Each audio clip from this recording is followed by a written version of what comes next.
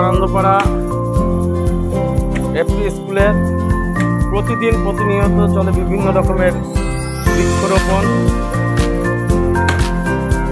ভেষজ উদ্ভিদ, শাকসবজি।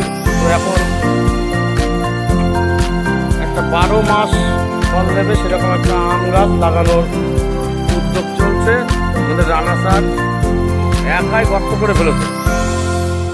দিলীপ স্যার আছেন, এটা দিলীপ স্যারই গাছটা দিয়েছেন। হ্যাঁ দিলীপ স্যার, একটু মুখটা দেখি স্যার। ওই এই যে আমাদের দিলীপ স্যার এই গাছটা স্কুলকে দান করলেন। রানা স্যার তো একদম হাতেই, আমাদের রঞ্জন স্যার, বিপুল স্যার। হ্যাঁ ওই না, ওটা থাক, ও আপনা আপনি হয়ে যাবে।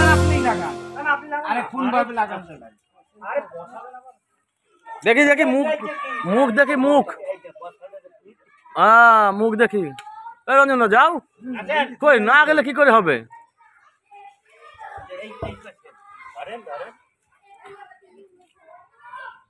এই তো এই রানা,